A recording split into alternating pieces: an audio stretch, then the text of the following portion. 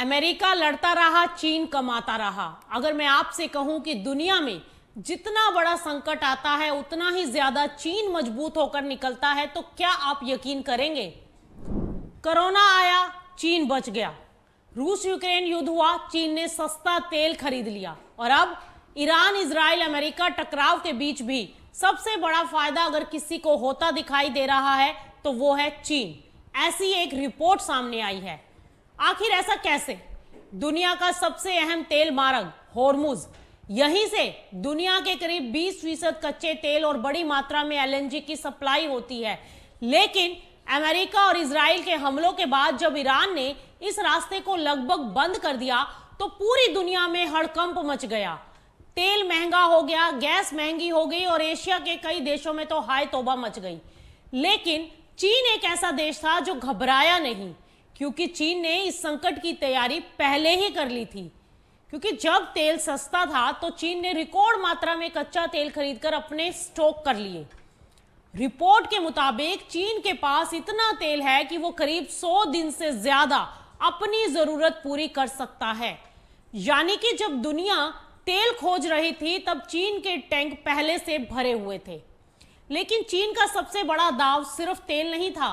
पिछले कई सालों से उसने सोलर, विंड और ग्रीन एनर्जी पर अरबों डॉलर का निवेश किया। आज दुनिया में सबसे ज्यादा सोलर पैनल, सबसे ज्यादा बैटरियां और सबसे ज्यादा इलेक्ट्रिक वाहन चीन बना रहा है। लेकिन जब युद्ध बढ़ा तब भी चीन ने कमाई की।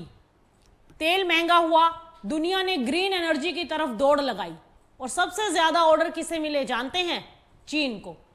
चीन के इलेक्ट्रिक वाहनों का निर्यात तेजी से बढ़ा, सोलर उपकरणों की डिमांड उछल गई और उसकी कंपनियों को नए बाजार मिलने लगे। यानी कि जिस संकट ने दुनिया की अर्थव्यवस्था को झटका दिया, उसी संकट को चीन ने अपने बिजनेस का मौका बना लिया। यही नहीं, राजनीतिक मोर्चे पर भी चीन इस पूरे घटनाक्रम का फायदा उठाने की कोशिश कर रहा है।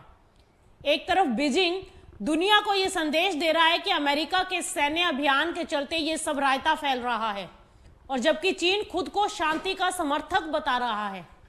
हालांकि खतरे चीन के सामने भी हैं। अगर मध्य पूर्व में तनाव और बढ़ता है तो उसका व्यापार और सप्लाई चेन भी प्रभावित हो सकती हैं। लेकिन फिलहाल तस्वीर यही कहती है कि जहां भारत, जापान, दक्षिण कोरिया और कई एशियाई देश महंगे तेल और एनर्जी संकट से जूझ रहे हैं, वहीं चीन अपनी दूरदर्शिता, विशाल तेल भंडार और ग्रीन एनर्जी में बढ़त की बदौलत इस संकट का सबसे बड़ा रणनीतिक और आर्थिक विजेता बनता दिखाई दे रहा है। अब सबसे बड़ा सवाल यह है कि क्या चीन सिर्फ इस संकट से बच निकला है, या फिर उसने एक बार फिर साबित कर दिया है कि आने वाली दुनिया पर राज सिर्फ हथियारों से नहीं बल्कि एनर्जी, टेक्नोलॉजी, सप्लाई चेन और दूर की सोच से होगा।